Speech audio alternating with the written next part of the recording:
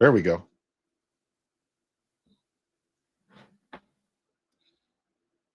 Ten, 9, 8, 7, 6, 5, 4, 3, 2, 1. Begin.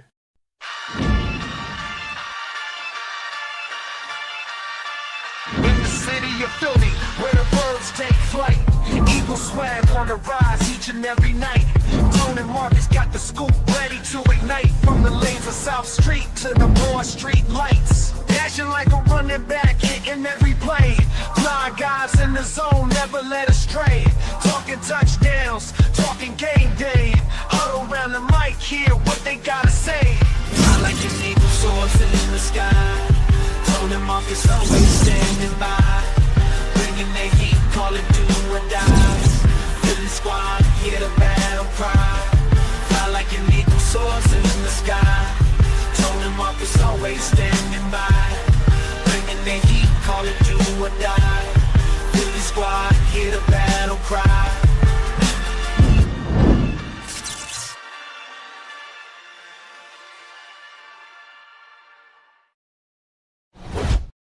What it do, Tone? We back again, brother. Back again. I got no audio. Again. All right, let's try this again. It's been one of the mornings. Definitely one of those mornings, man. Little technical difficulties, but the grind don't stop. The vibes don't stop. The vibes always high. Y'all know the energy. You feel me? Make sure y'all smash that like button. Make sure you guys are subscribed. You're tuned into the Bald Eagles podcast. He's Markus Thomas. I'm Tone DeShields II. You know, we got some things to get into. And you know what's funny? I normally prepare. I'm a note taker, right? I'm a preparer. I'm a note taker. I always have, I always kind of have a run-up show. Let's put it that way, right? And, today I'm like, you know what? I don't think notes are going to do me any good. Nah. I don't think any sort of, I'm not saying I don't prepare for a show, but I don't think any notes, any trends, anything is going to do me any good today. I'm to the point, but I've always been like this. One of my mottos is it's going to play out one way or the other. So the only thing you can hope for is that we are more prepared than the last time, and we are more prepared than they are. Because the prospect of us just being better does not exist anymore. So you gotta dot your I's and cross your T's every play. We got to win that battle every play. And then at the end of the game, hopefully we have won more battles than they did so we can win that particular war. So we all know what the issue is. Right. We all know the passing needs to get better. We know Jalen can pass the ball better. We've seen him throw the deep balls. We've seen him throw absolute dimes at some point. Just go and get a highlight. Go on YouTube and search Jalen Hurts back shoulder throws. He knows how to put the ball at the right place. He knows how to get in trouble. He knows how to do everything, including being a Super Bowl MVP. Correct. But for some reason, it's just not manifesting right now. We already know what our defensive issues are. We know what the warts is. CB2 is going to be a problem until somebody gets in there that proves it's not. And then I know Jalen Carter's back. Nakobe Dean is back. I want to see what they're going to play like. It's great having them back. How do they play? Same thing with Cam Jurgens and Landon Dickerson. Landon Dickerson back is what Landon Dickerson we getting though. Yeah, that's the thing. The most right? important part, in my opinion. Landon Dickerson. He's the key. Because we talk about the passing game a lot, right? We talk about it, and if you ask me, the past couple weeks, I don't think the passing game has entirely been the issue. The issue has been their inability to sustain drives with the running game and be dominant with the running game, like they're used to being. They've usually been a team that can just lean on you as the game progresses, and then eventually you have no choice but to submit and tap out. Yeah. But when you're missing that key ingredient of the gumbo, when you're missing that key facet of the Eagles' offense, it doesn't operate at the same frequency or at the same at the same level. This Eagles team, for as long as we can remember, I'm willing to argue, even back when the Eagles had their Super Bowl season in 2017, 2018, they were a run-first team. People forget that, though, because Carson Wentz, had the season he had, and Nick Foles obviously took over the final stretch of the season. But that Eagles team was led by their running game. Absolutely. And people forget Carson Wentz was a damn good running quarterback. That part, too. To be as big as he was, Carson Wentz could move. Yeah, Carson Wentz was playing at a very high level. He was throwing the ball well. Remember, also, as a matter of fact, that season, the Eagles didn't have a 1,000-yard receiver. Nope. I think Alshon Jeffrey had like 800 yards, 700 yards, something like that. And everybody else was below that. I think Zach Ertz may probably hit 1,000 yards that year. Let me double check this. The 2017 regular season. Let's see. No, Zach Ertz had 824 yards that year. Yeah. It was even. It was very balanced. Yeah. And granted, Carson Wentz got hurt. He had through 13 games of the season, he had 3,296 passing yards. He was averaging 250 a game, so he was throwing the ball at a high level, 33 passing touchdowns, 7 interceptions. Yep. He was very efficient. But they were led by their running game, in my opinion, that year. Absolutely. That season, they had over 2,100. They had over 2,100 yards rushing as a team. LeGarrette Blount had 766, averaging over 4 yards a carry. Yep. Wasn't that the Ajayi year too? We got Ajayi late. We traded for Ajayi, and he played 7 games in the regular season. with his ugly knees. He had 408 rushing yards on 70 carries. Yeah. He was averaging close to 6 yards an attempt. Corey Clement had 74 carries, 321 rushing yards. He was averaging over 4 yards. Carson Wentz was averaging almost 5 yards a rush attempt with 64 carries, 299. I would argue that Corey Clement, I would argue that he could have been the MVP of that Super Bowl. Corey Clement actually led the team in rushing touchdowns that year too. Yep. But in the playoffs, Corey Clement, he went off. I think Corey Clement in the Super Bowl, Corey had almost 100 yards receiving, right? And he had a big touchdown. He had a huge touchdown go ahead. Yes, he did. In the Super Bowl. Great catch. Great catch. So the bottom line is, right, this Eagles team, since the return to relevance, so to speak, they've been a run-first team. That's not exclusive to Jalen Hurts, no matter how many narratives people want to spin. Correct. That's been who they've been since 2017, since they won the first Super Bowl up until this point. Even with Miles Sanders, even that year, Miles Sanders, man, and we've talked about this before. Miles Sanders should have been the top 3 in the league in rushing, but we didn't run him like that. We ran our running backs so we could say we ran the ball. It was almost like obligatory that we handed the ball off. But if they would have, because remember I did that stat where I took who was the leader in rushing that year in 2022 from the Raiders. Oh, you talking about Josh Jacobs? Josh Jacobs. I took the attempts, the difference in attempts between Josh Jacobs and Miles Sanders, and then I multiplied whatever that difference was, multiplied by Miles Sanders' yards per carry. Meaning that if Jacobs and Sanders would have had equal carries, Sanders would have had more yards. So mathematically, he was on pace to be there. We just didn't feed him like that. Right. We did not feed our running back. DeAndre Swift was another wasted effort because DeAndre Swift is good, but we didn't use him the right way. It was like obligatory. Let's give him the ball a couple times. We got to run the ball just to do this play action. We didn't have no real intention. Yeah, and it just died. And even this season, I'm seeing a lack of intention. The lack of intention is because we can't execute that part. And this team has been predicated on their run game. When your offensive line, again, the passing game, I think the past couple games, the passing games from a production standpoint, from a yardage standpoint, it's not lacking. It's not lacking. Right. The running game is the problem. We're missing our jab. You know what I mean? Right now, it's all power punches. We're missing our jab here. Well, And I mean, well, yes. When you're referring to the running game, absolutely.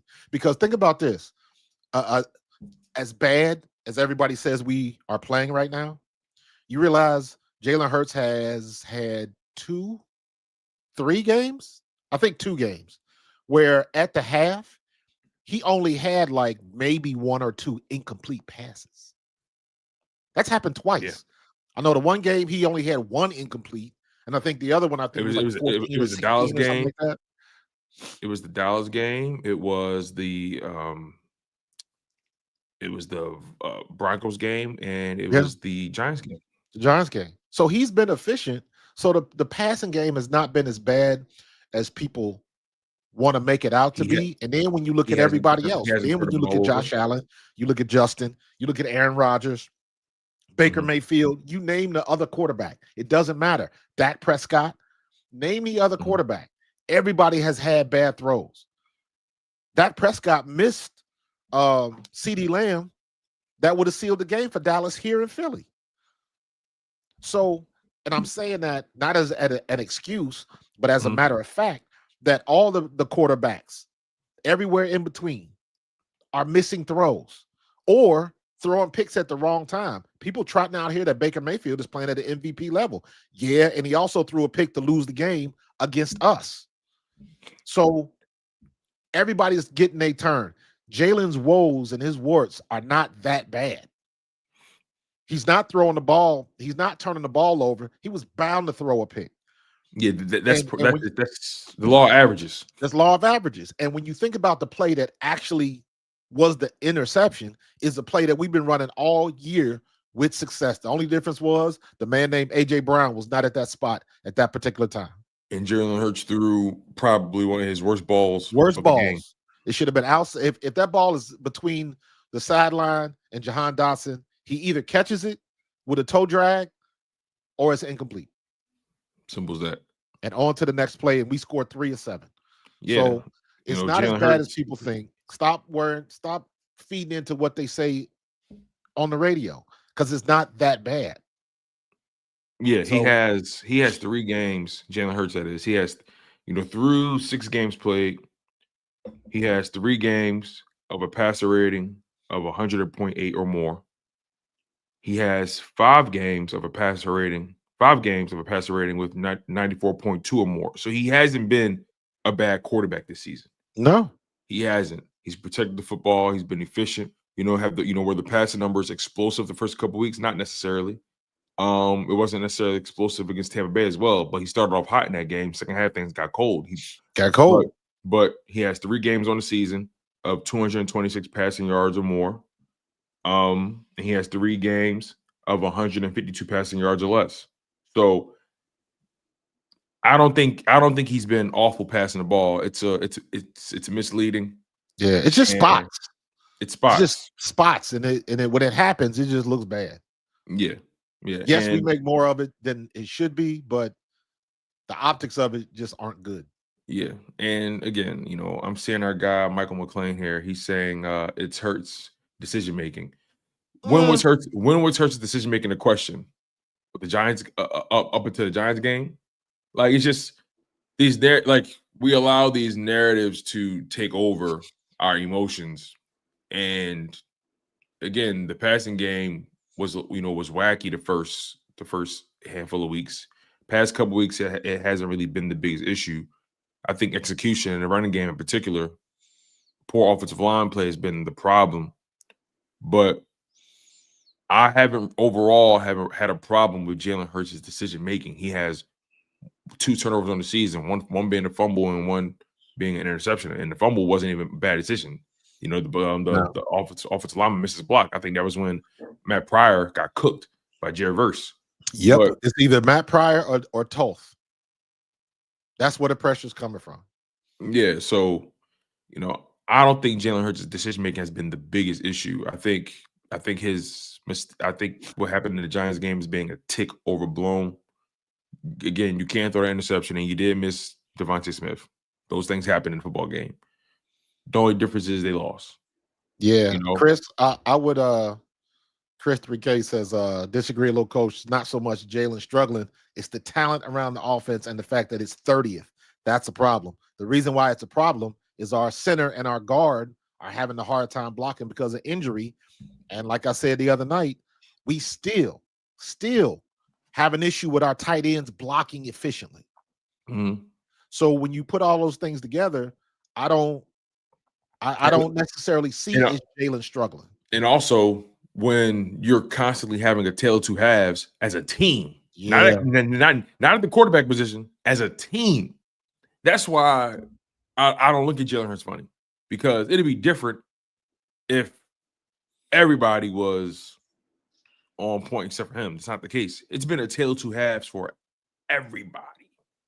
So with Ty Baby, right? Game flow has been strange. You know, they start off cooking, and all of a sudden, they just the entire team turns into a pumpkin. So it's hard for me to even really predict what's going to happen today when it comes to the Eagles and the Vikings game. The Eagles are on the road. They're in Minnesota. The game is at 1 p.m. So we have a couple hours. We got a few hours till the game starts. And this is going to be, I don't want to say a homecoming, but this is going to be a reunion. Yeah. This is going to be a very fascinating reunion. Jalen Hurts versus Carson Wentz. As we all remember, Carson Wentz, former Eagles quarterback, former franchise quarterback. The Eagles decided to move on from Carson Wentz, but even prior to that, they drafted Jalen Hurts in the 2020 NFL draft to be Carson Wentz's backup. That was the intention overall, because they wanted to be cost effective at that position. That was a season where a lot of backups were getting a lot of money, and the Eagles were kind of cap strapped. So they figured they'd go for a high value backup, a young guy that can develop and see where it goes. I don't think Jalen Hurts was drafted to be the starter. I don't think they drafted him with the intention of him taking over for Carson Wentz, but things played out how it played out, and Jalen Hurts took advantage of the opportunities that was given to him. Yeah. So there was too many players that said that. I think Devontae said something about that, and it was somebody else. It was Lane Johnson, maybe. They said as soon as he got in the camp, you knew he was different. Yeah. It was Deshaun Jackson. Yeah. Deshaun Jackson. He said, soon as Jalen Hurts, stepped on the field, when they did scout team stuff and all that, he was like, "Yo, this kid got something. He got an aura about him. He got his preparation and so on and so forth." So the fact that Jalen threw the D-Jacks still, I always forget that. Jalen's throwing the D-Jacks, Alshon Jeffrey. Yeah. Jalen has closer ties to that 2017, 2018 crew than people realize. Throwing the Alshon, and he has ties to that OG crew, like throwing the D-Jack. You know what I mean? Yeah. So Jalen has always gotten the respect from the OGs, if you notice that. Yeah. He's always gotten the respect from Alshon, Deshaun, Lane, Kelsey. Greg Ward, golly. He's throwing to Greg Ward. Listen, people got to remember in 2020, when Jalen Hurts took over as the official starter in 2020, he was throwing to a rookie Devontae Smith, Greg Ward, Jalen Reagor, and Quez Watkins. Oof. Now remember, he did have Zach Ertz, but they traded him before the deadline to the Cardinals, and that's when Goddard took over. But he wasn't throwing to elite receivers at the time. I wouldn't have called Devontae Smith elite that year, but he was your best receiver, and he was a top 10 pick, and he showed why he was that talented. Don't get me wrong, but Devontae wasn't playing at the level that we saw him play at, like in 2022 and 2023, right? He grew into it, but he had a good first developmental year. Yeah, for sure. I think he broke the record for most most receiving yards for a rookie in the Eagles uniform. Right. I remember that because at that point he had like 725 or something like that. But it's funny, man, when you find those at the skill positions, there is a literal moment where you, after a play, you have the realization, like, I can do this. I can do this. Usually, whether it's your first preseason game, you going against at game speed in competition, and you like, yep, it's like that 100 yards hasn't changed. I can still get up out of here and can't nobody get with me. So, Devontae Smith, all of them guys, man, and even like we talking about the O-line, like Cam Jurgens balled out last year. It's just like, bruh, Mhm. Cam Jurgens has been a Pro Bowler from 2023 Yeah, to it's just he slipped that 2025. Three, three, back three consecutive surgery years. in, and maybe that back surgery hasn't healed the Well, I'm way sorry. we Landon hoped. Dickerson has been a Pro Bowler for 3 consecutive seasons. Cam Jurgens was a Cam Pro Bowler Jurgens for was the first time last year. Sorry. correct. Yeah, yeah. So that because you remember last year, Cam Jurgens hurt his back. Landon Dickerson moved to center, Mhm. played a very quote unquote gritty game because he was hurting, and then he couldn't go nowhere. And then Cam Jurgens just shot the back up, and then he went back in and finished the game at center. Mhm. That was in the playoffs. So we have the grit, we have the toughness. That is not to be questioned. But at this particular time, Mhm. we got to be better at that because the toughness and the grit is not helping us.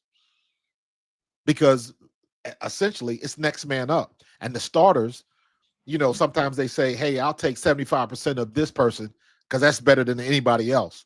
Well, Right. that's not the case right now. Right. We need at least 90% of our starters because they got to play like they are expected to play. That's the problem. That's not what's been happening. If Brett Toth could play like Brian Johnson did when Mhm. Lane Johnson came out, and they finally replaced him for Matt Pryor. What game was that? The second or third game? That was the Rams game, right? The Rams game. Yeah. If we could get play like that, solid play like that on the other side, we would be great. But that's Yeah. I don't know if that switch is going to be flipped. So we Yeah. are I'm looking at to the bye week. I'm looking at the injury report, the Friday one. The active list didn't come out yet today, but it's gonna come out pretty soon. But I'm looking at the Friday injury report. Gurren Kakatera is not gonna play. He's still dealing with the oblique. Jalen Carter still dealing with the heel. He was limited in practice on Friday, so he's questionable. Zach Bond, thumb, full participant in practice on Friday. Jordan Davis was dealing with the shoulder, a full practice participant. Landon Dickerson was dealing with the ankle. He was a full participant, but they still have him as questionable. Yeah, And so that worries. he's probably going to be a game time decision just based on how he feels. I think he's going to play. I think he's going to play. I just hope he can play well. Yeah, and Quinyon Mitchell was dealing with the hamstring in that Giants game. He had got 10 days off from that, from then to now. Yeah, He was a full participant. So I that's forget about the mini bye. yeah. That was when he went down in that game and they showed him on the sideline with the beanie. I said, "Oh shit!" Yeah, You know what I mean? I was like, Dog. no. But Oh my you said God. something though that I think was pretty key. They probably said to themselves, "Let's not even force him back out there. We got bigger fish to fry going forward." Excuse me, sorry about that. I mean, the Eagles got bigger fully thought that they going was going forward. to win that game. Of course they did. But the reality is you didn't. You got trounced. You got exposed to a degree. So look, man, it's a big game. It's a big game. You're going up against a Minnesota Vikings team, a 3-4 Minnesota Vikings team. I'm sorry, 3-2. Excuse me, a 3-2 Minnesota Vikings team. That if they win this game, they improve to 4-2, and if you lose this game, you fall to 4-3. Yeah, And we should win this game. And when you look at the division, Commanders are currently 3-3, and the Cowboys are 2-3. So they're going to face off today.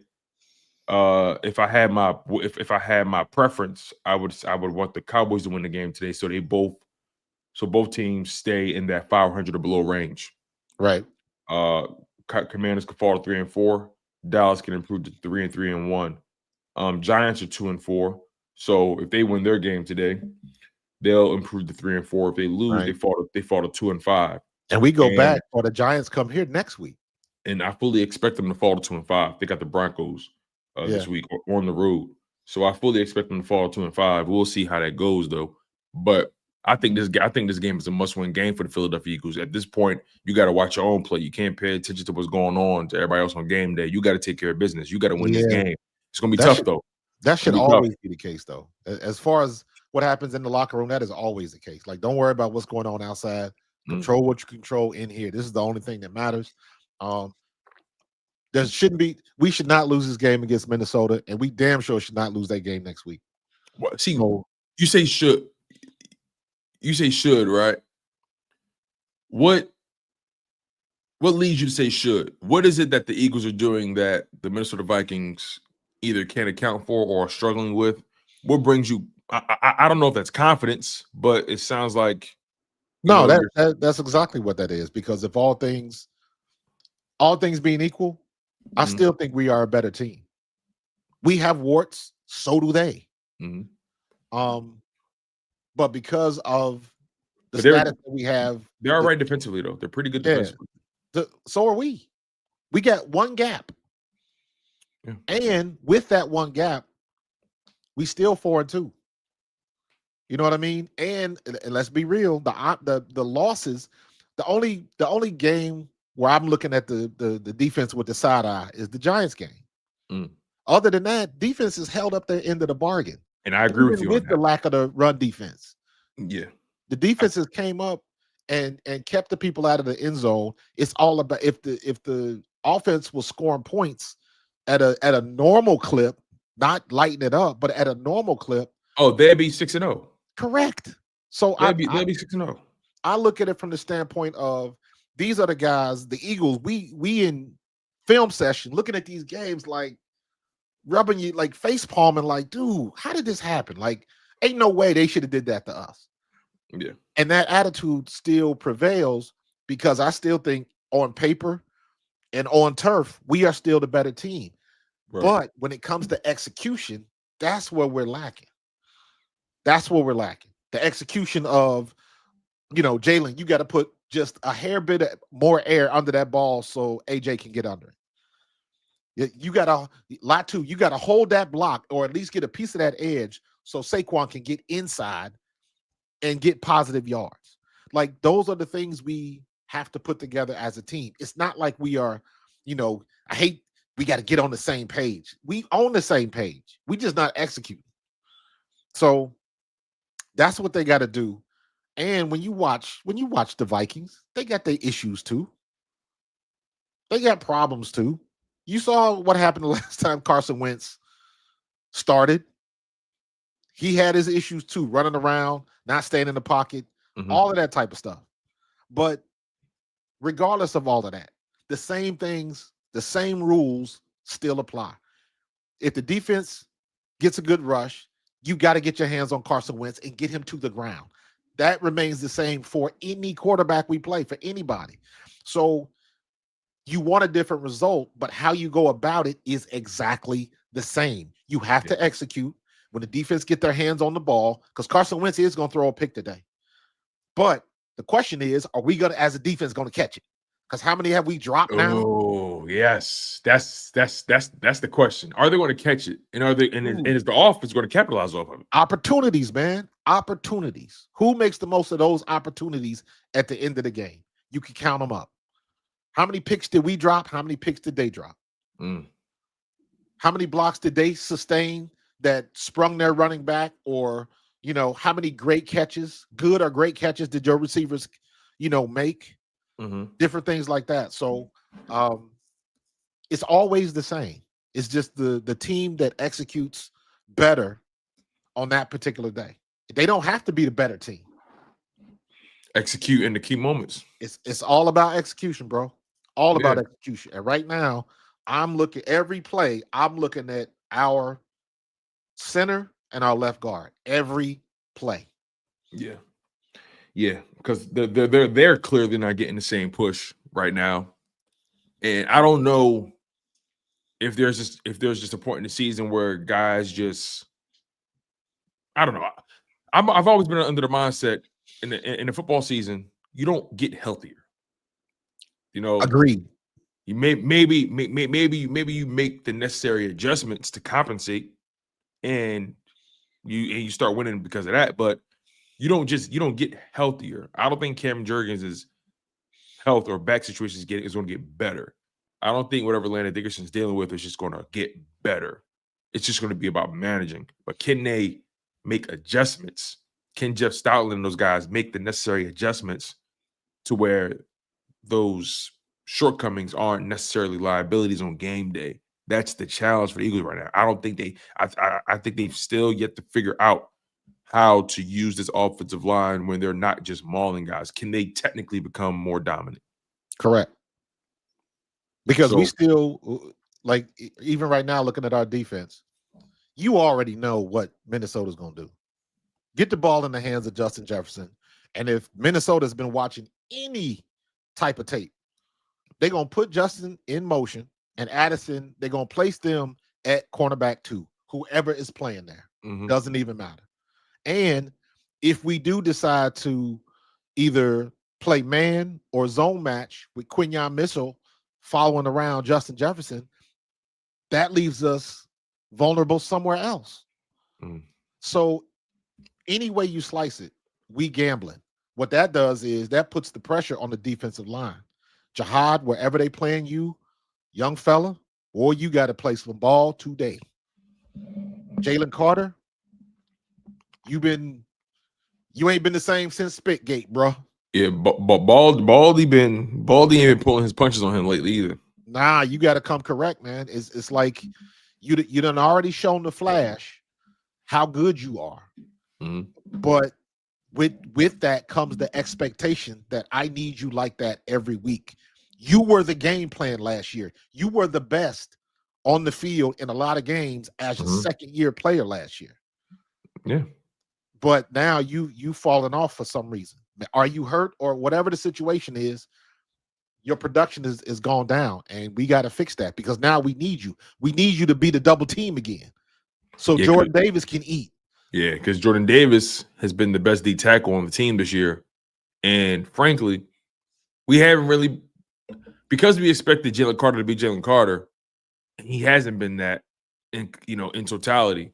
I feel like we're not even really seeing how dominant Jordan Davis can be when Jalen Carter is doing his thing. You get what I'm saying? Like, I feel like we're being shortchanged on the Jordan Davis breakout season because Jalen Carter isn't doing his job in totality. They became a duo last year, and a very effective duo.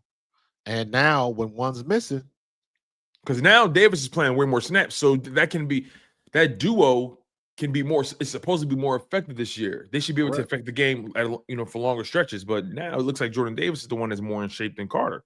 Yep. And granted, Carter's been dealing with injuries, throughout the season, and obviously in week 1, but he hasn't been as effective this year. And Carter's got that heel issue. Right. That's when you're talking about heels, ankles, hamstrings, hell, even obliques. Damn near anything, really. Anything. I guess I was trying to say anything lower body, but no, it's anything anywhere, man. It will feel good until it doesn't. Right. Because if you're dealing with a heel, if you're dealing with a hamstring, Quinyon Mitchell could play well for a quarter and a half, and then all of a sudden, when he rotates his hip to run with a receiver, his hamstring could say nope. Same thing with Jalen Carter. He could be getting pressure, everything could be good, and just one play, that heel could say nope. Yeah. And to your point, when you playing in the middle of a season, it's hard to be healthy. You're just trying to get through a game with nothing major happening, but everybody comes out of there with nicks, bruises, you limping, somebody stepped on your ankle, all of that type of stuff. Zach Bond, he's on the injury report for, what was it, his thumb? Yeah. That's probably a nothing issue until he maybe drops a pick because he can't close his thumb, or like something simple like that. It only manifests itself at the worst possible time. And you're like, damn, man, if my thumb wasn't damn near broken, I probably would have caught that. Like situations like that happen all the time. Landon Dickerson, he wouldn't have got that sack if my ankle was good, but his ankle ain't right, man. So it's man, we're gonna be going through. We're gonna get to that bye week, man, with masking tape and bubble gum, bro. Yeah, I think they could use a bye week for sure. I'm looking at Carson Wentz. Since him taking over, he's played 3 games so far for the Vikings. Carson Wentz, he's completing 69% of his passes. He's thrown for 759 yards. He's averaging over 7 yards an attempt. He's averaging 253 yards per game. He has 5 passing touchdowns on 2 interceptions. He's been sacked 12 times in 3 games with a 99.5 passer rating. So Carson Wentz has been solid for them. And when you look at the production of the offense, the reality is since Carson Wentz has taken over, their offense has been a little bit more productive. But I think part of it is really that Cincinnati game where they put up 48 points and the averages are kind of helping them out a bit. Yeah. But because week 1, they put up 24 points. Week 2, they only put up 6 with J.J. McCarthy. But then Carson Wentz takes over 48 with Cincinnati, 21 against Pittsburgh, 21 against Cleveland. So, the averages of that Cincinnati game is helping their case as far as how productive their offense was. But in back-to-back games, they've only been able to put up 21 points with Carson Wentz at the helm. But again, like I said to you before, like I normally be having stats and trends I want to lean on. The Eagles, which Eagles team are we getting today? Correct. Which Eagles team are we getting today? And, when I think about Saquon Barkley in particular, because we haven't really said his name, specifically. We just kind of talk about the run game and offensive line. And I was just looking at some production from last year at this point in the season versus this year at this point in the season. And on the season in 2024, entering week 7, Barkley had 601 rushing yards on the 2024 season, entering week 7. Right. Now, what's he got now? Like 300? Right now, he has 325. Yeah. He has 325. And again, I'm going to make sure 50% decline. Yeah, I want to make sure I'm correct with my math here, because I'm looking at it here. Yeah. What's his longest run? Like 21 yards or something? 601 in 2024, 325 in 2025, entering week 7. His longest run this season or last year? This season. That's a good question. This season, Barkley's longest run has been 47 yards. Okay. 47 yards. That's receiving. I lied. His longest run of the year has been 18 yards. That's what I thought. What I say, 17? Yeah, you're right. Yeah, he hasn't. You're right. He hasn't broken that long one. He hasn't broken a 20. Right? Yeah, you're right. He hasn't broken a. Actually, his longest run came in the Giants game. That's what it was. Right. The first 2 carries. Yeah. One was like 11 and the other one was like 17 yards. Yeah, you're right. Let me ask you a question, though, because I bring up those stats for a reason. Like I said, entering week 7 in 2024, 601 rushing yards. In 2025, entering week 7, 325. Is it fair to surmise, because that is a 276 yard difference? Yes. Is it fair to say Barkley is one big game away from being on track? And when I say back on track, I'm not talking about getting 2,000 yards. I mean just one big game away from being right, close to being one of the best backs in the league. Yeah. Honestly, I don't think it's productive. One of the most productive, because I still think he's one of the best, but one of the most productive. I think that's the word I want to use. Yes. The answer to your question is yes. The caveat is I don't think it's on Barkley at all. I think it's this all falls to the offensive line.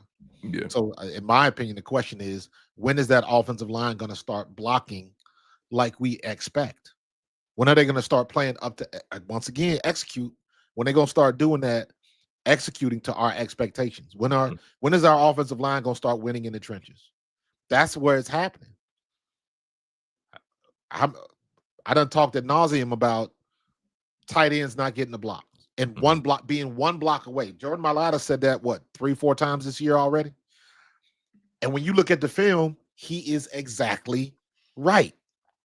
Everything gets blocked. One guy doesn't hold his block. One guy doesn't get his block. Somebody crosses somebody's face. And it's always that. And like I keep saying with Cam Jurgens and Landon Dickerson, anytime Jalen is in pistol formation and just doing a play action pass, and the defense is in the backfield, Jalen can barely get the fake off. So that's a huge problem. When they get in penetration and you can't even run the play action because they damn near getting a handoff. At this point in the season, because again, in my opinion, Jalen, with his warts and with the criticism of him, which is fair, for the most part, Jalen has been throwing the ball okay the last 3 weeks. The problem is the offensive line. Period. Jalen is going to win some and lose some. He's going to miss some throws. That just happens with everybody. Because you know what? Eventually, Jalen's going to have another game where he only throws like 2 or 3 incomplete passes the whole game. He's going to have a game like that. Eventually, he's going to have a game where he drops 300 on somebody. He's going to have a game like that. But it's the offensive line has got to become consistent. And we have not had that at any point this year. You're right. So, we'll see. I think they have to win this game. I don't know how. I don't know how else to really define it. It's going to be defense is going to have their hands full with Justin Jefferson. Jordan Addison isn't a slouch. T.J. Hockenson at tight end is really good, but I trust our linebackers to do their job on that. But what's the game plan, or when I say game plan, I mean defensively. We know Keely Ringo cannot see the field again. we know he cannot see the field again. But what happens if he does?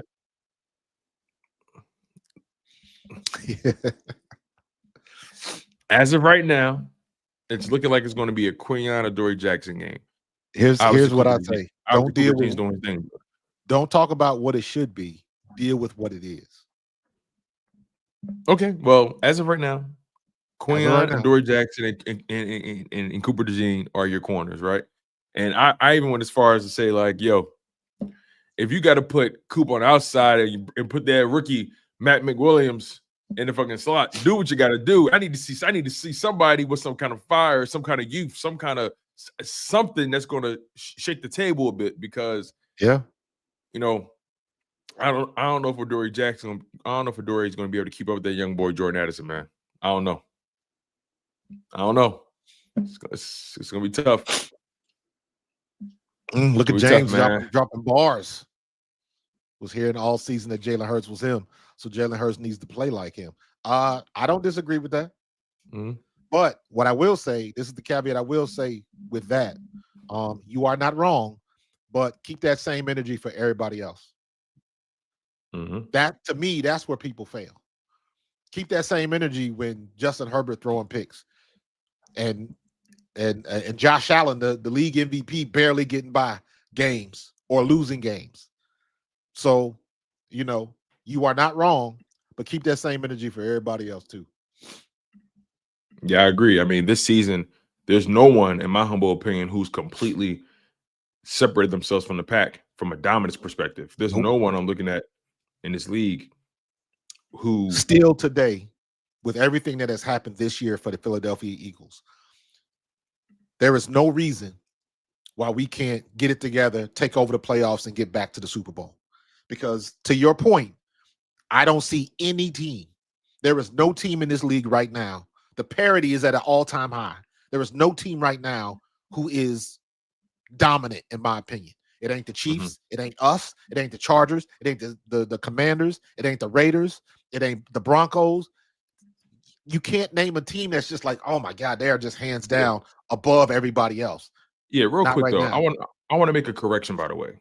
My math was drastically off. So let me just correct something really, really quickly. I mentioned earlier by this point in the season in 2024. And I know some of you guys who are probably behind in the stream, you're probably going to notice the error. I'm correcting it now. I mentioned the gap in Saquon Barkley's production entering week 7 from 2024 to 2025. Right? I'm going to make sure I clear this up because my math was off. I was looking at something else. Entering week 7, Barkley actually had 482 rushing yards on the season in 2024. Okay. He had 482 rushing yards entering week 7. Okay. And in 2025, entering week 7, he has 325. So there's actually only a 157-yard difference in production, not 276 yards. 157 yard difference. So in me fixing that mathematical error by myself, does your confidence level in Barkley increase from your initial thought process? Again, when I asked you, is he one great game away from being back to his normal self from a production standpoint? Because again, my math was off. So I just want to make sure I clear that up for everybody who's going to lose their minds. Yeah, I mean, the same rules still apply. He can still break one. He's still, they still stacking the box and daring us to win in the air. And we've won some of those battles, but everything else is just not popping. And the mistakes and shooting ourselves in the foot, penalties, things of that nature just has caught up with us. And that's the stuff that we haven't avoided when we did avoid it last year, or we were good enough to overcome it. Yeah. So I think if the Eagles run the ball well today, they win the game. Regardless of what his stats were last year, at this point, in my opinion, it's irrelevant because it's all got to work together. I don't see, nor have I ever thought of Saquon Barkley as a Barry Sanders type, because Barry Sanders would do some stuff with next to nothing in front of him. Yeah. He might get something like that off once in a while, but he hasn't done it this year. He hasn't bounced around or spun out and just ran away from people like he did last year. He just hasn't had the opportunity. That's my biggest criticism with Kevin Patullo. Why do you keep running him tackle to tackle when that's where we're struggling? Get his ass outside. Pitch him the ball outside. Stretch the defense out to create some zone runs where he can pick and choose where he wants to go. Yes. And then from that, you play action off of that. But to do that successfully, you got to be either in pistol or you got to be under center. And they won't do that. Let's see this week. I don't know if you saw that. Did you see the tape? Acho said it. Somebody said it first. I think it may have been Baldy that said it, but now everybody just piggybacks off of what one person said.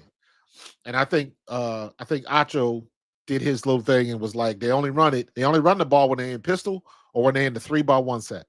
Yep. So, and of course, you go on social media, everybody is saying the same thing. I'm like, yeah, you just heard what Acho said and you just regurgitate. You didn't do no film study. I get it. Yeah. But let's see this week if that changes. Because if he's seeing it from the broadcast booth or just sitting at home watching TV, your opponent is seeing it when they're in film session. Absolutely. So if that happens this week, if we still see the exact same thing, pistol, 3-by-1, we running the ball, then the whole aspect of predictability and they know what's coming and he's not ready to be a NFL offensive coordinator, there's no rebuttal anymore. Of course, because I mean, last season, it wasn't like the Eagles weren't doing anything complex last year, but they were just more dominant physically than other teams. Correct. But this year, that lack of creativity coupled with the poor execution and dominance, it's been a mess. Yeah, bro, be yapping, dude. It's been a mess. Let's get to the point where I'm like, all right, do you have to yell the whole time? Him and Cam Newton. Yeah, Cam Newton. It's like, bro, Cam just be channeling his turn it down, man. Cam just be channeling his inner preacher. You know, his dad is a pastor, I think, or something like that. Whatever it may be. Cam be sounding like he at the family cookout playing dominoes, man. Nonetheless, though, let's get to some predictions. Yep. For this game. We're running short on time anyway. Bold prediction for this game, sir. Give me one for offense, one for defense. Bold prediction.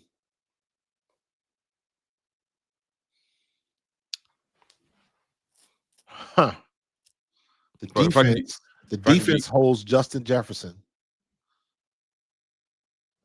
Go ahead. to Where are you going with this? about 50 yards. Whoa. He can get that in one play the way They're not going to stop him, but they are going to contain him. 50 yards sounds like a stop to me. But to your point though, that's about as bold as I can get. yeah, that is best bold as hell. What's your offensive prediction? Saquon plus 100. Hmm. Because that'll tell me, well, not necessarily, but it's either one. If Saquon can get 100 plus, one or two things that will have happened. Either A, he does run outside and you find some lanes and you make some things happen, and he does turn into that playmaker that we had last year. Mhm. Or number two, and more importantly, the offensive line was solid. I'm hoping for the latter. I'm hoping that the offensive line is solid and he just finds his lanes. Yes, he's going to shake some people and he's going to do Saquon Barkley things, but for the most part, the offensive line is going to play a solid game. So I want Saquon 100 plus. Yeah. For me, I'll start with offense. My bold prediction for this game was I couldn't even give you a number. I was just going to say Saquon Barkley has his best game of the season. Fair enough. I'm just rolling with that. I can live with that. My bold prediction for the offense, Saquon Barkley has his best game of the season. And I hate that that's a bold prediction, but it is what it is. He's going to have his best game of the season today. Bold prediction defensively, I'll say the Philadelphia Eagles defense picks off Carson Wentz twice. Ooh, I like it. I like it. One of them coming in the fourth quarter. Carson trying to press, Mhm. trying to make things happen. Yep, I can see that. Yeah. All right. Score prediction. Oh God. I'm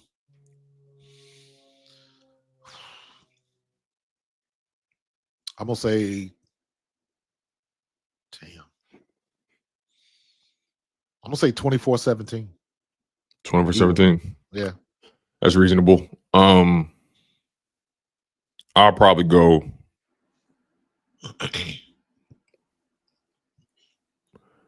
I'll probably say 27-23 Eagles. Okay. 27-23 Eagles. You said 24-17. Yeah, I don't want it that close. Yeah, well, 25. How the hell you get 25, bro? that's a weird score.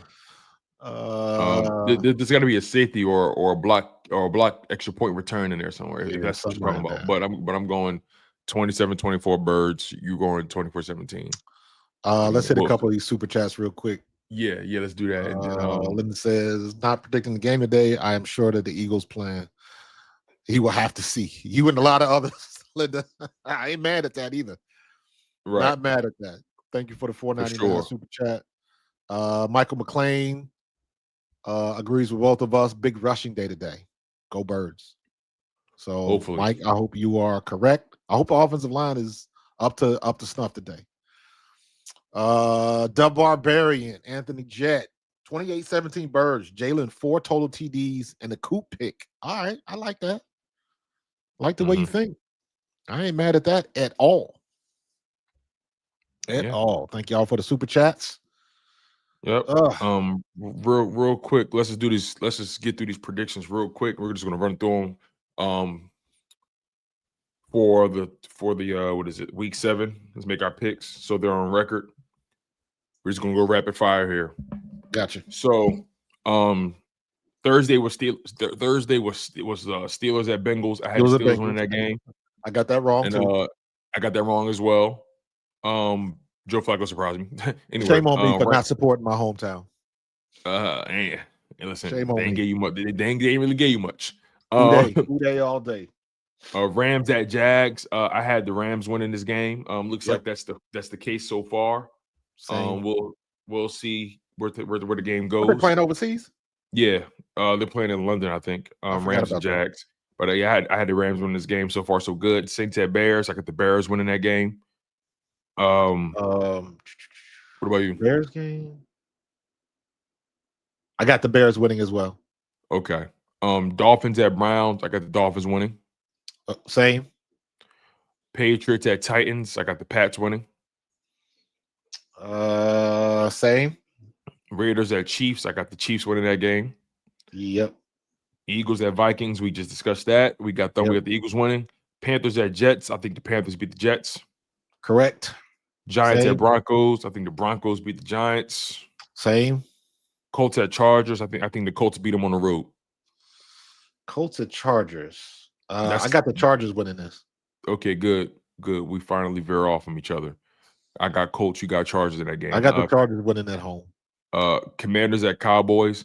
Even though I think the Cowboys, even though I would like the Cowboys to win this game and keep the Commanders below 500, I think the Commanders win this game. I think Cowboys. I think the Cowboys are going to struggle stopping Jalen Daniels on the ground. They can't stop the run. Cowboys ain't got no defense, but they at home. That is true too. I'm gonna get the Cowboys at home. Okay, I'm rolling with the Commanders in that game. Packers at Cardinals. I'm rolling with the Packers. They don't have. Is Kyler Murray still out? I don't think it matters. Yeah, that's true. Falcons at 49ers. I got the Falcons in this game. Falcons. Bucks at Lions. I'm rolling with the Lions. I think they get. I think they get their first win against a good team this year. Yeah, I agree. Lions are going to take this, especially after everything that just happened to them. Yeah, they pissed. Yeah, they're pissed off. And Texans at Seahawks. I struggled with this one, but I'm rolling with the Seahawks in this game. I'm going Texans. I think Seahawks have been more consistent. Yeah, I'm just gonna roll with the Seahawks in this game. And the Bills and the Ravens are on a bye week this week, so no Bills or Ravens games this week. So we'll see how this thing goes, man. Yeah, man. You know, I need to go on a run. I need to go on a run. All right, you guys, that's the show. Yes, We appreciate you guys being here. You know, normally these shows go a little longer, but we both have hard outs. So make sure you guys smash that like button. Make sure you guys are subscribed to the channel. Go subscribe to Pro Fan Talk. Go subscribe to Chalk It Up Sports. Make sure you guys hit the hype button, especially if you're watching on mobile. The hype button is the new currency. It's the new dollar bill. Yes, sir. You know, in the YouTube space. So make sure you guys hit that hype button, hit the like button. Make sure your notification bell is turned on whenever we go live. We appreciate the support as always, you guys. Again, Coach Marcus, your prediction for this game, Eagles-Vikings, is what again? What I say, 24-17? 24-17 for you. I'm going 27-24 Eagles. I think we both believe Saquon has his best game of the year. Yep. And I believe Carson throws 2 interceptions in this game. And you believe that the Eagles hold Justin Jefferson to under, what was that? Under 50. All right. There you have it, you guys. Those are our score predictions, and those are our bold predictions. He's Markus Thomas. I'm Tony DeShields II. This has been the Bald Eagles Podcast. Yes, sir. And as always, it's Fly Eagles Fly. Go Birds. Addendum, I will not be doing a live stream today, but we will be doing probably a post-game wrap-up. So, and also I might have some time to do like a halftime report. So check the notifications. If you see something, jump in. It won't be very long, and then we'll recap after the game. Sounds good. All right, man. Go Birds.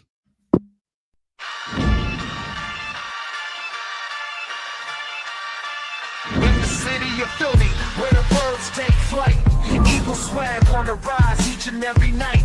Tony and Markus got the scoop ready to ignite. From the lanes of South Street to the Broad Street lights, dashing like a running back, hitting every play. Fly guys in the zone, never led astray. Talking touchdowns, talking game day. Huddle around the mic, hear what they gotta say. I like an eagle soaring in the sky. Tony and Markus always standing by, bringing their heat, call it do or die. Philly squad.